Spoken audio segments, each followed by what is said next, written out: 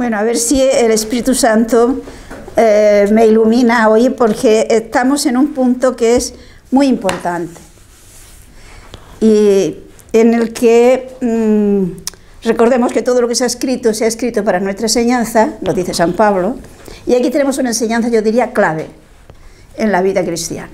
Entonces, a ver si podemos captarlo. Quizás vamos a empezar leyendo un texto de la carta a los Hebreos, en el capítulo 11, versículos 27 al 29. Porque recordemos que habíamos dejado en el último tema que ya habían atravesado el Mar Rojo. Es Hebreos 11, 27 al 29. Por la fe abandonó Egipto sin miedo a las iras del rey, pues como si viera al invisible, perseveró firme en su propósito. Por la fe celebró la Pascua y la aspersión de la sangre, para que el exterminador no tocase a los primogénitos de Israel. Por la fe atravesaron el Mar Rojo como por tierra seca, mas probando a pasar los egipcios, fueron sumergidos. Vale, o sea, fijémonos que en la carta a los Hebreos insiste en la fe en concreto de Moisés. No olvidemos que fe no es una mera acción intelectual, sino que fe en la Biblia implica adhesión de nuestra vida. Significa creer a Dios, no solo creer en Dios. O sea, vivir esa adhesión personal con Dios. Vale, pues ¿qué se dice aquí? Fijémonos en el texto que hemos leído. Que Moisés, por fe, fue que dejó al faraón, es decir, dejó de vivir como hijo del faraón, pero también se nos dice que se sostuvo porque vivía como viendo al invisible. Aquí tenemos lo que podríamos decir la síntesis de lo que es la fe en Moisés. Para Moisés Dios no era digamos una cosa, un concepto abstracto, sino es una amistad. Es como viéndole.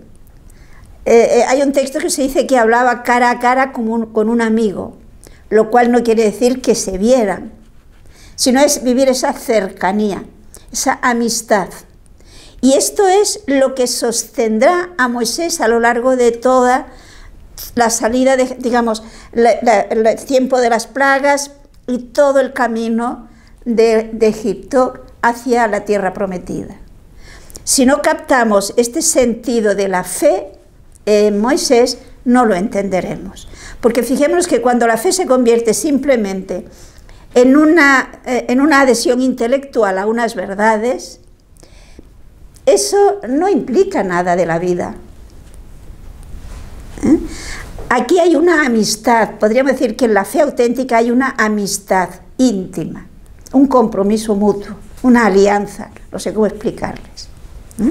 Bien, pues Moisés, precisamente porque vive esa fe, como viendo al invisible, se mantiene firme en medio de dificultades muy fuertes, muy difíciles.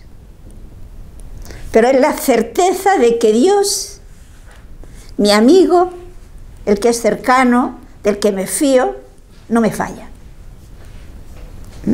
Esto es propiamente una fe, por lo tanto a mí yo me siento comprometido a, digamos, trabajar en su proyecto, por decirlo de alguna forma. Esta es la auténtica fe, que es la fe que Dios quiere de todos y cada uno de nosotros.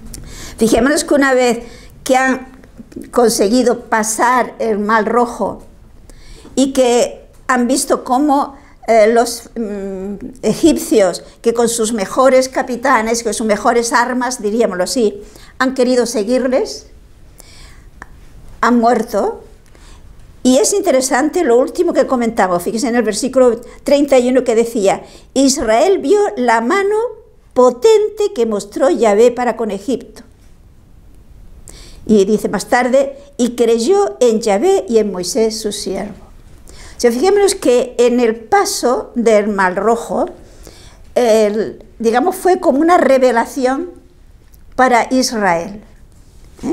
Israel vio que efectivamente Dios les había salvado. No lo atribuyeron a la buena suerte, no lo atribuyeron a la casualidad, porque ya vimos que se juntaron toda una serie de elementos naturales que contribuyó a que les facilitara el paso.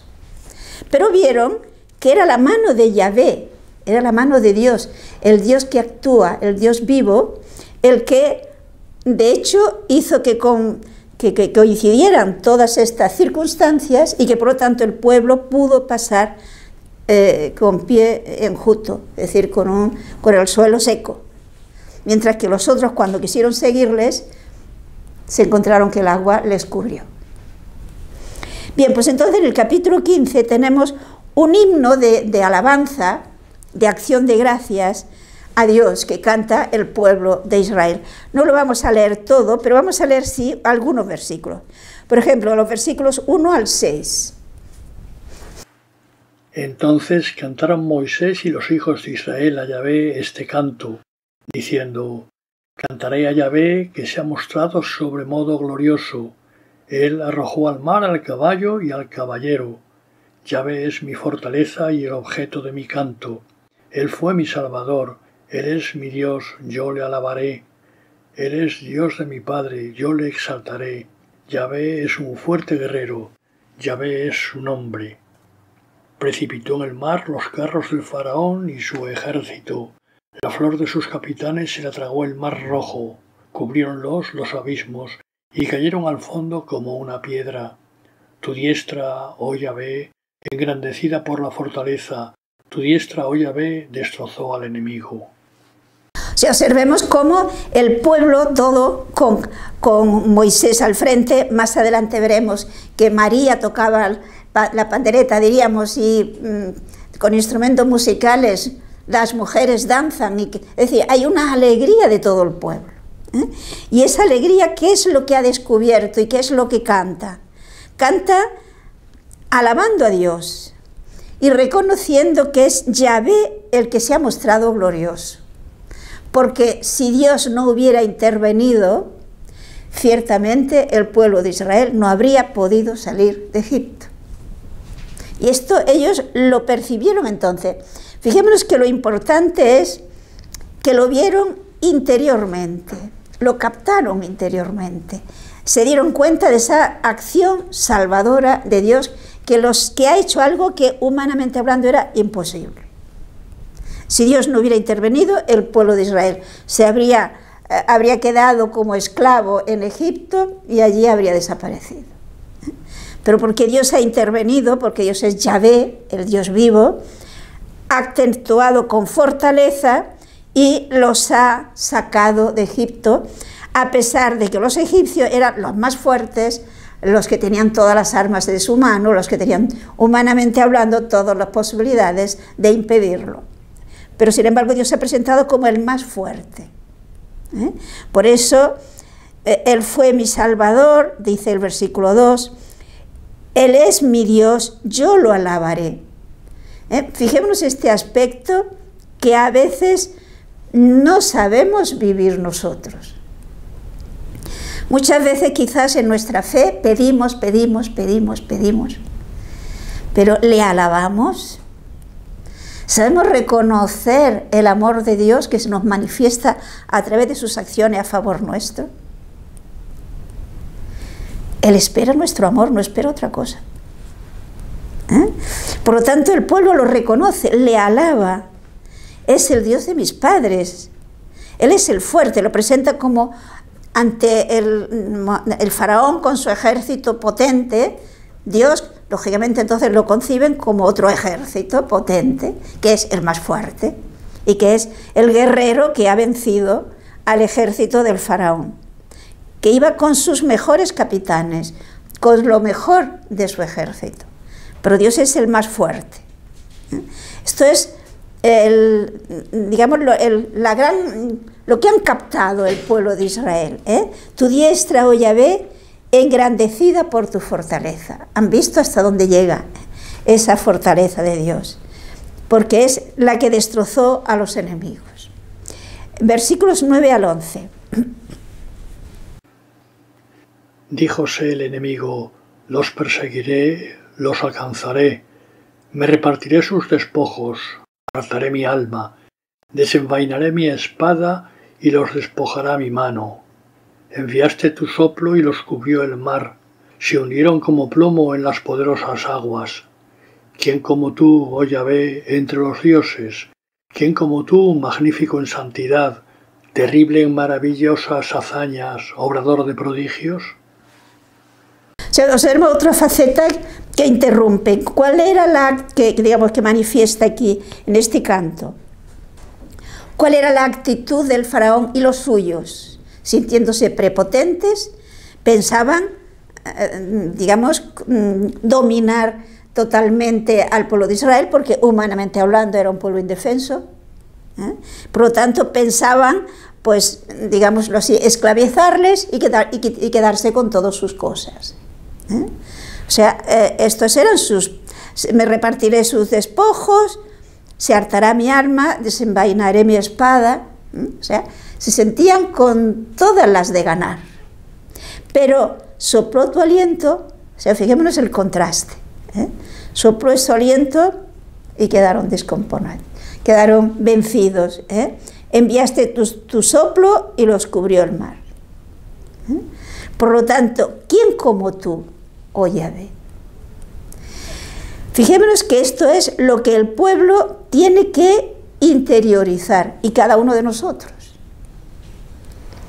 Interiorizar que el Dios en quien confiamos es el poderoso, pero es el poderoso, diríamoslo así, que ama, que es amor, que no es un poderoso al que le tengamos que tener miedo,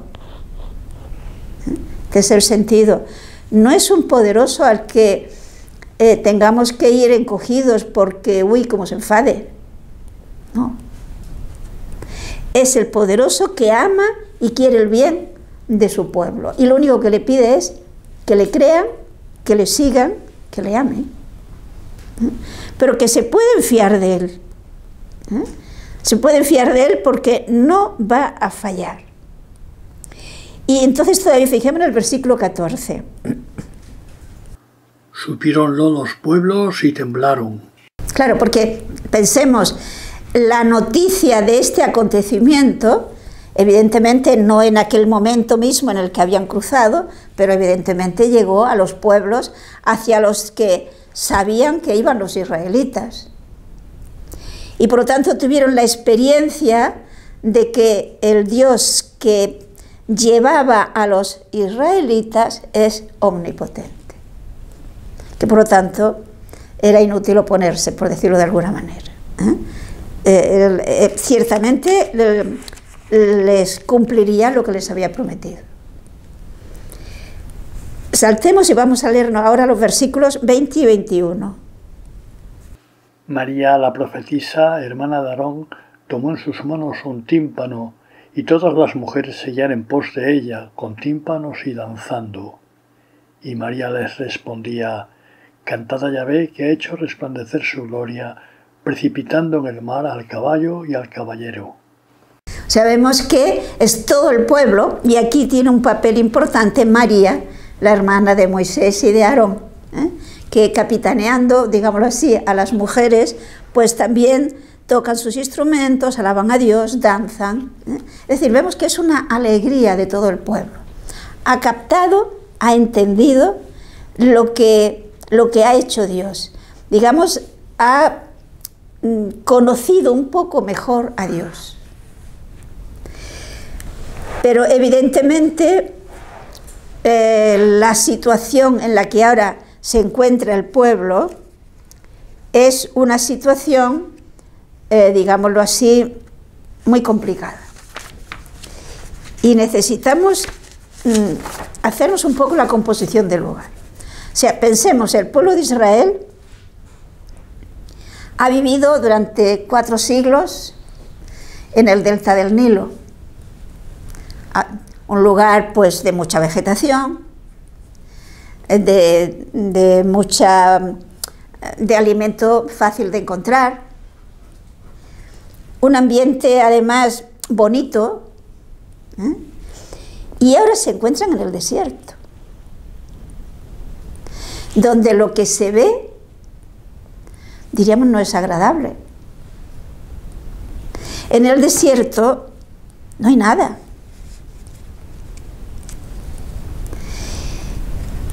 Y por lo tanto el contraste es impresionante.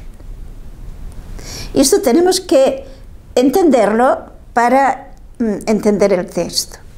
Pero además San Pablo y también otros textos del Nuevo Testamento nos hacen ver que esa historia de Israel que sale de Egipto a través del paso del Mar Rojo, que atraviesa el desierto hacia la tierra prometida, es, podríamos decir, como tipo y figura de nuestra vida personal. Aparece el paso del Mar Rojo, podríamos decir, como símbolo del bautismo. Fijémonos en el Evangelio de San Juan, el capítulo 3, el versículo 5. Respondió Jesús y le dijo: en verdad te digo, que quien no naciere del agua y del Espíritu no puede entrar en el reino de los cielos. O sea, fijémonos la afirmación de Jesús. Para entrar en el reino de Dios es imprescindible, es absolutamente necesario nacer del agua y del Espíritu. Es decir, el bautismo, ¿no? El Espíritu Santo que actúa. Pero veamos otro texto en la primera carta a los Corintios, el capítulo 10.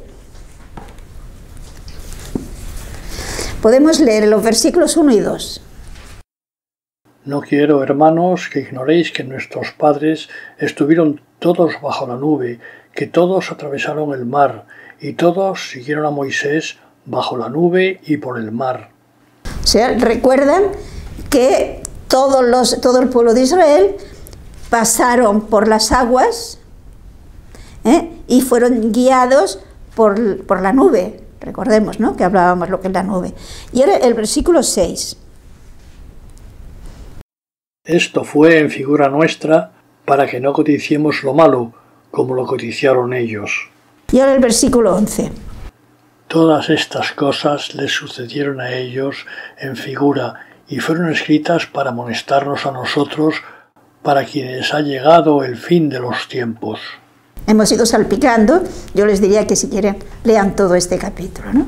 Por lo tanto, fijémonos cómo San Pablo compara el bautismo, o más bien diríamos, ve en el paso del Mar Rojo y en la travesía del desierto, tipo y figura de nuestra vida. Nosotros hemos salido de la esclavitud del pecado a través del bautismo, de las aguas del bautismo, bajo la nube, es decir, bajo la acción del Espíritu Santo, y ahora estamos atravesando el desierto camino de la tierra prometida, que es el cielo. Entonces, en este paso, en este atravesar el desierto, los judíos encontraron muchas dificultades. Dificultades que implican el hecho de ir en el desierto. Fijémonos que el ir en el desierto, habiendo salido de una tierra próspera, digámoslo así, fecunda, les obliga, si quieren ir, digámoslo así, contentos, si quieren ir confiados, les obliga a dejar de valorar, a liberarse de muchas cosas que son secundarias y a adherirse a lo fundamental. ¿Y qué es eso fundamental? Por encima de todo, confiar en Dios. Es decir, podríamos decir que se le exige tener la pobreza. Pobreza en el sentido de los anahuim.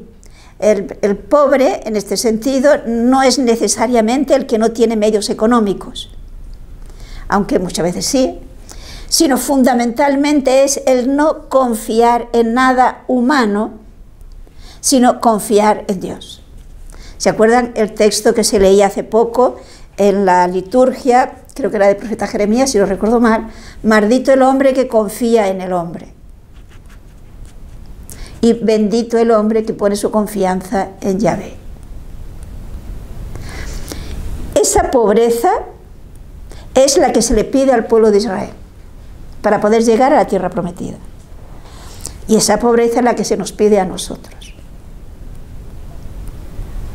Entonces San Pablo nos hace ver que aprendamos de lo que les ocurrió a ellos para no caer en la misma, no tropezar en la misma piedra. Y saber cómo llegar felizmente a la meta, yo diría incluso sin ser tan doloroso la travesía del desierto. Del capítulo 15, los versículos 22 al 26. Al mando de Moisés, los hijos de Israel se partieron del Mar Rojo, avanzaron hacia el desierto del sur y marcharon por él 3 días sin hallar agua. Llegaron a Mara, pero no podían beber el agua de Mara por ser amarga, por eso se dio a este lugar el nombre de Mara. El pueblo murmuraba contra Moisés diciendo: ¿qué vamos a beber? Moisés clamó a Yahvé, que le indicó un madero que él echó en el agua y ésta se endulzó. Allí dio al pueblo leyes y estatutos y les puso a prueba. Les dijo: si escuchas a Yahvé tu Dios, si obras lo que es recto a sus ojos, si das oído a sus mandatos y guardas todas sus leyes, no traeré sobre ti ninguna de las plagas con las que he afligido a Egipto, porque yo soy Yahvé, tu sanador. O sea, nos encontramos con la primera dificultad. Evidentemente, hoy día mismo los guías del desierto van llevando a los oasis donde saben que pueden encontrar agua. Moisés, no olvidemos, había vivido mucho tiempo en el desierto. Por consiguiente, sabía dónde estaban los oasis donde podría encontrar agua. Y evidentemente Moisés conduce al pueblo pues hacia uno de estos oasis, o sea, tienen que adentrarse en el desierto.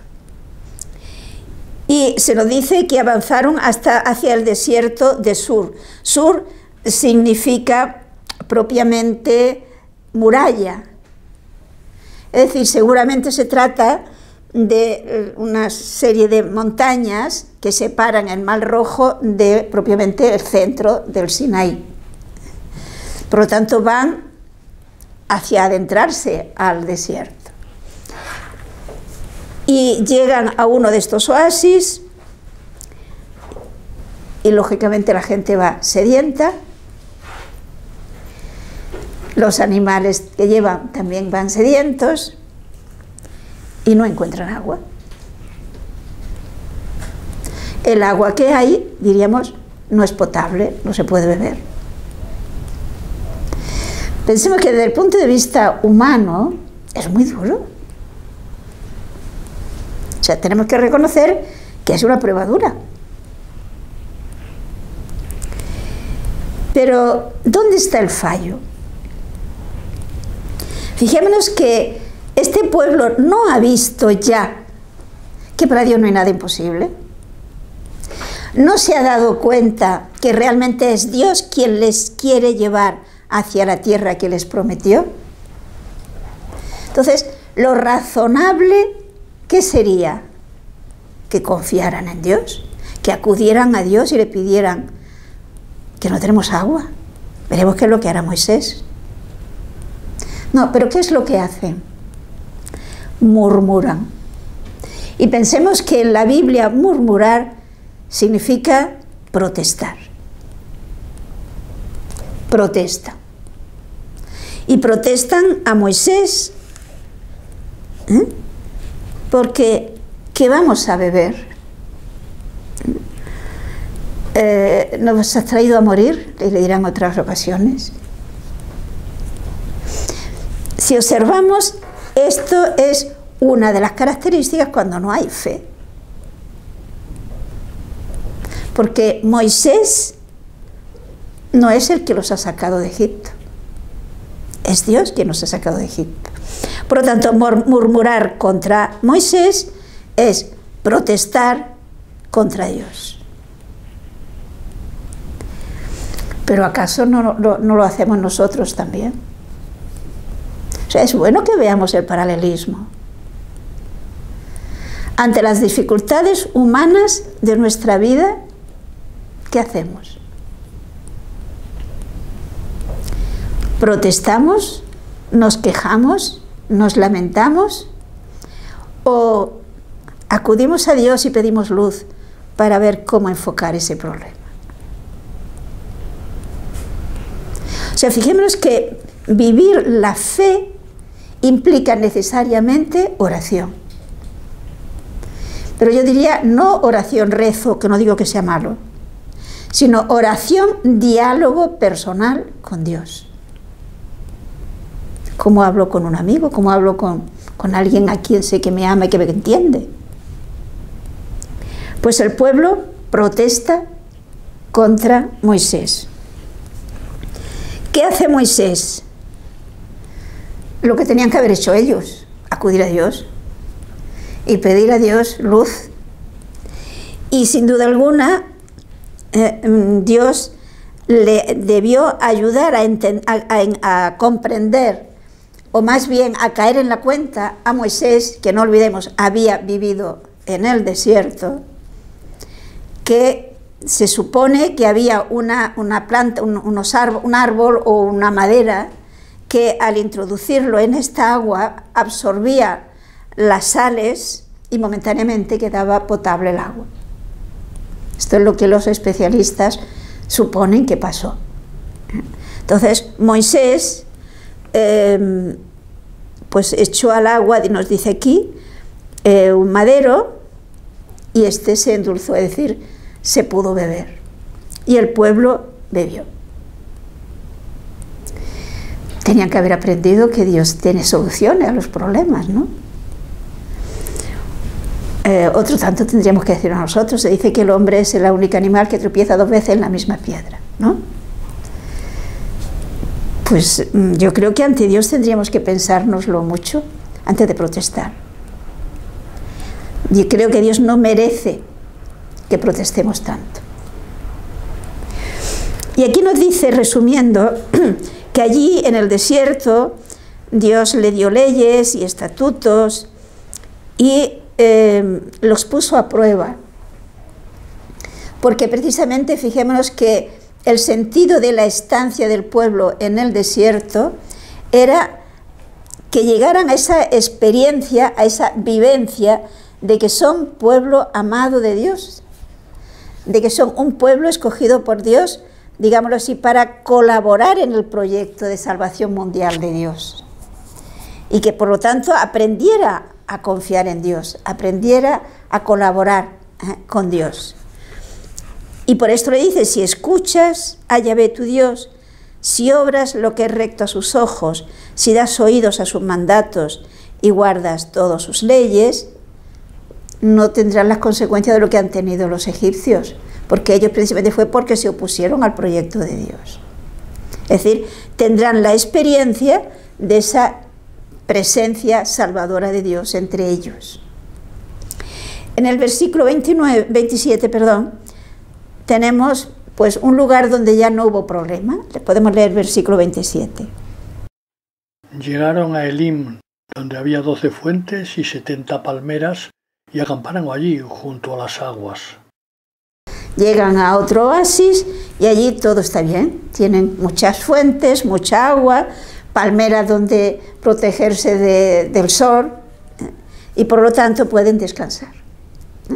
Y fijémonos que en la vida cristiana pasa eso, hay cosas, hay problemas, hay dificultades, pero también hay cosas muy bonitas. También hay momentos de felicidad y hay momentos de gozo, ¿no? Pero normalmente solo nos quedamos a veces con lo negativo. Y lo negativo es precisamente para, digamos, entrenarnos en esa fe a Dios. Porque todos los que, digamos, hacen un deporte, si quieren destacar en su deporte, ¿qué tienen que hacer? Entrenarse. Sin entrenamiento, difícilmente podrá destacar en lo que sea. Pues Dios quiere que destaquemos, quiere que seamos santos. No lo debemos olvidar nunca. Esa es la meta. Quiere que seamos santos e inmaculados en su presencia por el amor.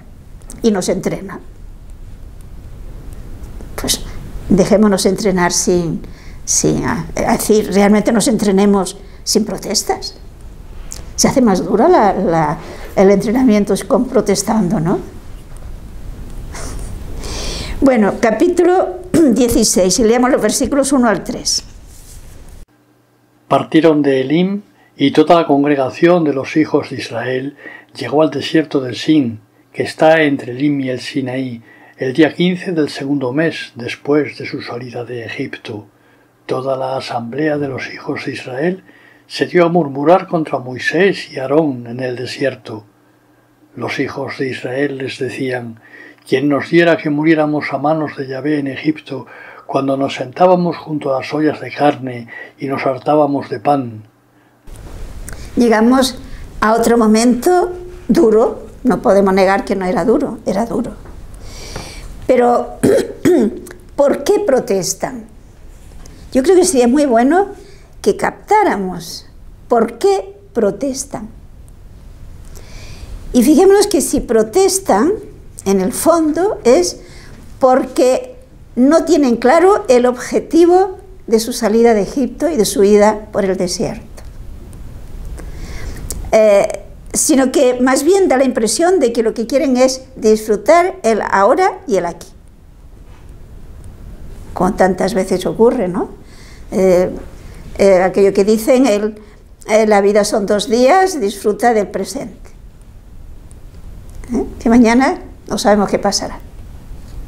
Y claro, si actuamos con una visión tan miope, pues el presente muchas veces no es grato. Esto nos pasa a cualquiera, ¿no? Bueno, pues los israelitas como que no valoran, digamos, hasta este momento, si nos fijamos, no toman el peso, no valoran la razón por la cual han salido. La meta hacia donde van, el objetivo, no lo valoran. Diríamos que no influye en el presente de ellos, como a veces nos puede pasar a nosotros, perdonad que insista, porque ¿cuántos son los que en los momentos de dificultades de la vida es un motivo para superarlo y para vivirlo con más paz y con más alegría, el pensar que nos espera el cielo nuevo y la tierra nueva, el pensar que nos espera la resurrección de los muertos, el pensar que está el cielo, que está ahí mismo, porque la vida es muy breve. Es decir, la meta muchas veces no influye. La meta a largo plazo. Puede ser que nos propongamos algunas metas, pero meramente humanas. Y que bueno, también está bien que no las pongamos, que evidentemente. Pero si el pueblo de Israel hubiera tenido claro que Dios los ha sacado para formar de ellos un pueblo unido, un pueblo de Dios, y un pueblo que va a llegar a una tierra donde va a ser su tierra, su pueblo, no pondrían tantas dificultades en el camino. Pero ¿qué ocurre? Cuando llega un momento en que lógicamente están cansados de las dificultades del camino y se acuerdan de su estancia en Egipto. Se acuerdan que allí en Egipto pues tenían carne en abundancia. Allí en Egipto tenían comida. En otro sitio hablará de que tenían cebollas y fijémonos bien que hoy nosotros mirado desde este punto de vista pensamos, pero qué ridículos. Que valoren más el estar un pueblo oprimido comiendo carne y cebollas y lo que fuera que había allí, a ser un pueblo libre con un futuro fantástico de cara a la de cara a nivel mundial. Pues no, es el ahora y el aquí. Y por lo tanto tenemos que murmura una vez más, o sea, protestan contra Moisés y contra Aarón y decían, ¿quién nos diera que hubiéramos muerto de manos de Yahvé en Egipto? Pensemos la ingratitud que supone esto. Habrían preferido morir, diríamos así, de muerte natural, viviendo una vida lamentable en Egipto, a tener que vivir ahora en el desierto.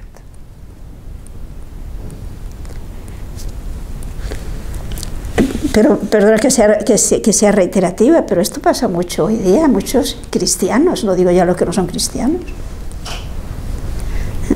Prefieren una vida cómoda, una vida fácil, una vida de no tener muchas complicaciones, antes que tener la ilusión de poder colaborar y poder trabajar en este camino de santidad para llegar a la meta. Pero sería bueno que nos planteáramos, ¿quién es más feliz? ¿El que busca la vida cómoda, la vida fácil? ¿O el que tiene un proyecto, el que tiene la ilusión de colaborar con Dios y por lo tanto camina hacia esa superación continuada? Es mucho más feliz el cristiano auténtico, porque tiene un porqué y un para qué. Los demás, mira, disfruta lo que puedas, pásate ratos viendo la televisión, distráete y ven matando el tiempo. Pero es una barbaridad matar el tiempo. Bien, pues aquí tenemos, como digo, este es un espejo fantástico en el que nos podemos mirar continuamente. Continuemos los versículos 4 al 7. Yahvé dijo a Moisés: voy a haceros llover comida de lo alto de los cielos. El pueblo saldrá cada día a recoger la porción necesaria para ponerle yo a prueba, viendo si marcha o no según mi ley. El día sexto preparen para llevar el doble de lo que recogen cada día. Moisés y Aarón dijeron a todos los hijos de Israel: esta tarde sabréis que es Yahvé quien os ha sacado de Egipto. Y a la mañana veréis la gloria de Yahvé, pues ha oído vuestras murmuraciones que van contra Yahvé, porque nosotros, ¿qué somos para que murmuréis contra nosotros? Fijaos aquí este detalle que es muy interesante, lo que le dice Moisés al pueblo. Cuando protestáis contra nosotros, estáis protestando contra Dios. Porque nosotros, ¿qué somos? Somos instrumentos en manos de Dios que colaboramos para realizar su proyecto, pero es Él, es Dios. Por lo tanto, les dice, Dios ha escuchado vuestras protestas. Y fijémonos que también en este paso por el desierto se revela cómo es Dios. La gran paciencia de Dios. El gran amor de Dios por su pueblo, que perdona una vez y otra y otra y otra. ¿Qué dice Dios a Moisés? Os voy a dar comida. Voy a hacer llover comida de lo alto de los cielos. Y el pueblo saldrá a recoger cada día su porción. Ya veremos que esto también les costó. Y además de darles pan, les va a dar también carne. Pero le insiste en este hecho. Es contra Dios con quien estáis protestando. Hoy día igualmente tenemos instrumentos a través de los cuales Dios nos lleva, ¿no? Entonces, cuando hay protestas contra la Iglesia, protestas contra el Papa, es contra Dios que estamos protestando. Ellos son instrumentos que nos llevan. Versículos 8 al 16. Moisés dijo: esta tarde os dará de comer Yahvé carnes y mañana pan a saciedad, pues ha oído vuestras murmuraciones contra él. Pues nosotros, ¿qué? No va con nosotros vuestras murmuraciones, sino contra Yahvé. Moisés dijo a Aarón: di a toda la congregación de Israel que se acerque a Yahvé, pues ha oído Yahvé sus murmuraciones. Mientras hablaba Aarón a toda la asamblea de los hijos de Israel, volviéronse desde estos de cara al desierto, y apareció la gloria de Yahvé en la nube. Yahvé dijo a Moisés: he oído las murmuraciones de los hijos de Israel. Diles: entre dos luces comeréis carne y mañana os hartaréis de pan, y sabréis que yo soy Yahvé, vuestro Dios. Y sucedió que a la tarde subieron codornices que cubrieron el campamento, y a la mañana había en el campamento una capa de rocío. Cuando el rocío se evaporó, vieron sobre la superficie del desierto una cosa menuda, como granos, parecida a la escarcha. Los hijos de Israel al verla se preguntaban unos a otros: Manu, ¿qué es esto? Pues no sabían lo que era. Moisés les dijo: ese es el pan que os da Yahvé para alimento. Mirad que Yahvé ha mandado que cada uno de vosotros recoja la cantidad que necesita para alimentarse, 1 homer por cabeza, según el número de personas. Cada uno recogerá para cuantos tenga en su tienda. O sea, vemos que repite una vez más Moisés y Aarón que su protesta es contra Dios, porque ellos son instrumentos y no más. Pero Dios ha escuchado las protestas y ha atendido. Es decir, a pesar de que le han pedido pan, le han pedido comida, le han pedido carne, de mala manera, podríamos decirle, protestando, Dios se la va a dar. Esa paciencia, esa bondad de Dios. Y entonces se nos dice que mientras estaban hablando, se vieron la nube en la que se manifestó la gloria de Dios. Normalmente esto se explica de la siguiente manera. Fijémonos que lo que ven venir es muchas codornices. Pensemos que las codornices son unos animales que emigran, y cuando emigran vuelan pues con un vuelo, digamos, un poco pesado y más bien bajo. Y lógicamente cuando están cansados y se posan son muy fáciles de coger. Entonces lo que Dios hace, esa nube que ve, pues es esa bandada de codornices que caen sobre el campamento. Pensemos que tuvo que ser muchísimas codornices porque va mucha gente. Y en otros sitios se nos dirá que tuvieron carne para unos cuantos días. Entonces verán que efectivamente Dios les ha escuchado y les da carne.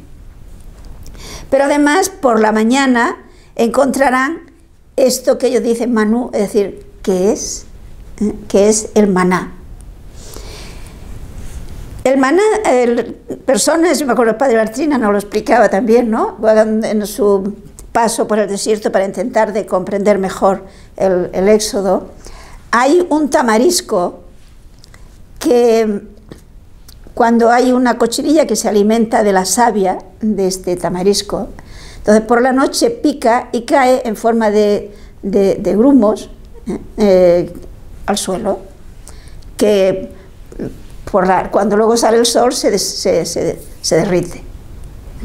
Por lo tanto hay que cogerlo antes que salga el sol, antes que se derrita. Y entonces esto que ellos no conocían será el maná que Dios les va a dar, es decir, es la comida, el pan que Dios le va a dar. Sabemos que esto generalmente se produce entre los meses de junio y julio.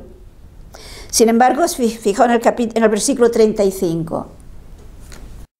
Comieron los hijos de Israel el maná durante 40 años, hasta que llegaron a la tierra habitada. Comieron hasta llegar a los confines de la tierra de Canaán. El milagro, por lo tanto, es esto que lo comerán. No sabemos si durante 40 años, los meses de junio y julio, o más bien parece que fue todo el año.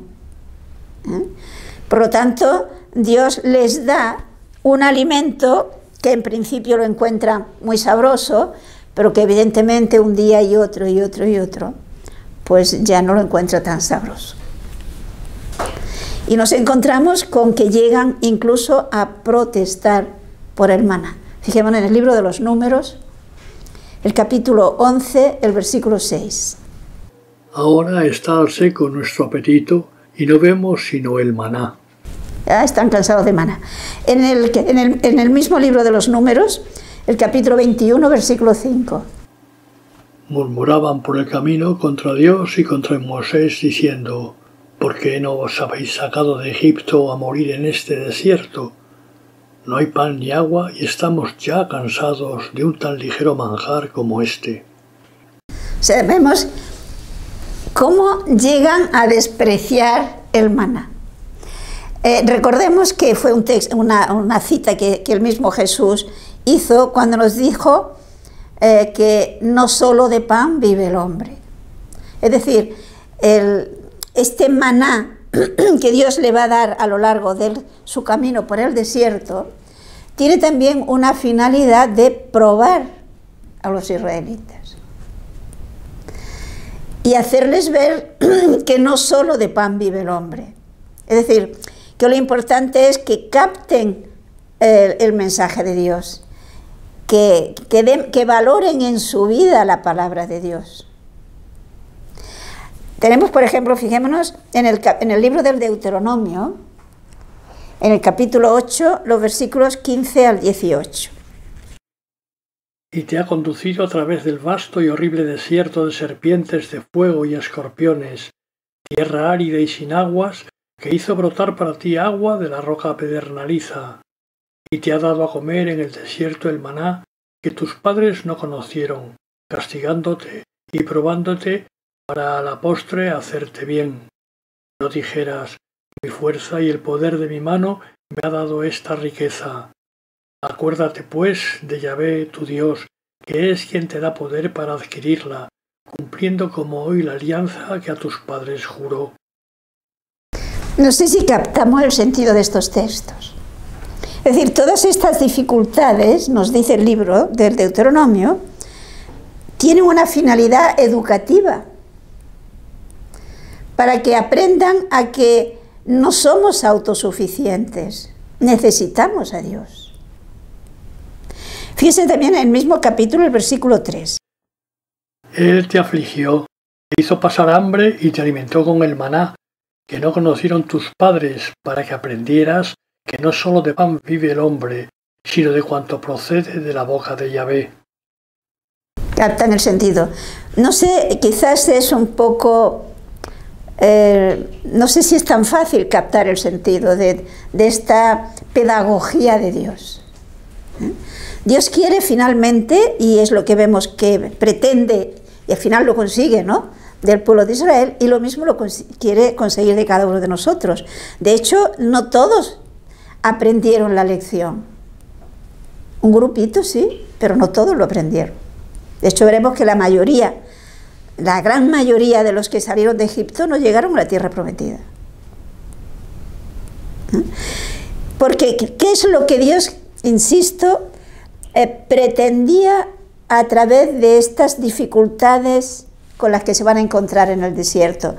A través de digámoslo así, palpar hasta lo imposible, que por sí mismos no pueden. Lo que pretende es que dependan más de Dios, que sean conscientes de que dependemos de Dios. Fijémonos que es muy fácil que incluso queriendo realmente vivir como buenos cristianos, pues en el fondo pensemos, eso lo hago yo.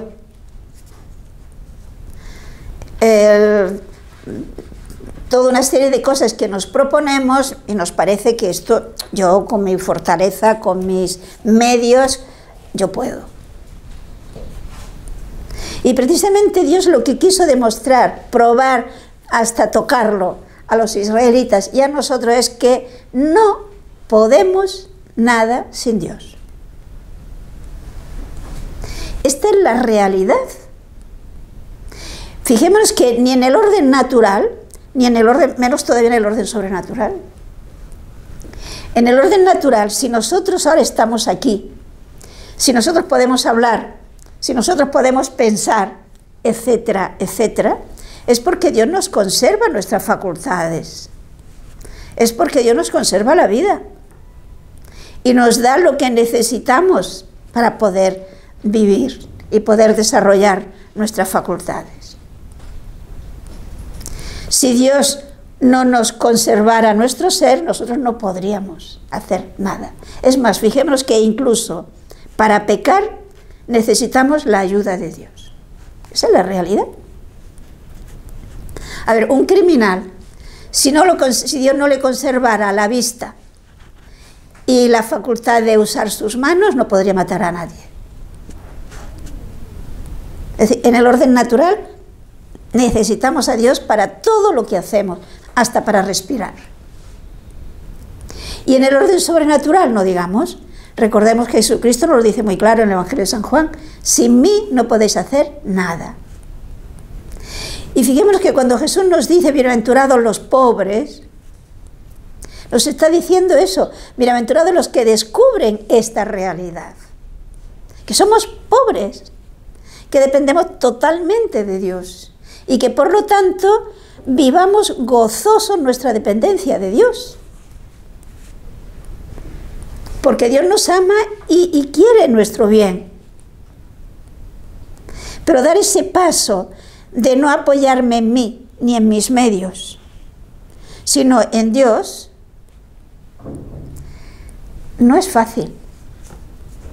Necesitamos que Dios nos ayude y necesitamos entrenarnos. Y eso es lo que Dios hace con el pueblo de Israel. Los va entrenando, que toquen que no pueden. Pero sin embargo, repito, la mayoría no acabaron asimilando esa realidad y protestan del maná, están cansados del maná, ya no quieren más maná. Fijémonos que además el maná es tipo y figura de la Eucaristía. Podemos ver en el Evangelio de San Juan, en el capítulo 6, los versículos 49 al 50. Vuestros padres comieron el maná en el desierto y murieron. Este es el pan que baja del cielo para que el que lo coma no muera. Y el versículo 58. Este es el pan bajado del cielo, no como el pan que comieron los padres y murieron. El que come este pan vivirá para siempre. Pues yo no sé si nosotros captamos la realidad de esto. Sin la Eucaristía no podremos vivir. De la misma manera que los israelitas sin el maná no habrían podido aguantar el paso del desierto, nosotros sin la Eucaristía no tenemos vida. Y por eso nos dice: los que comieron el maná en el desierto murieron. El que come de este pan no morirá para siempre. Es el que nos da la verdadera vida, que no es de una vida mortal, sino de una vida que es para siempre. Evidentemente hay que comer en la Eucaristía, hay que participar de la Eucaristía con fe. Claro, porque si no se... Y fe significa adhesión a Cristo, deseo de colaborar en esta acción. Bueno, pues nos vamos a quedar aquí y Dios mediante continuaremos el próximo día. No sé si ha quedado un poquito claro este profundo verdad que es lo que es el paso del desierto.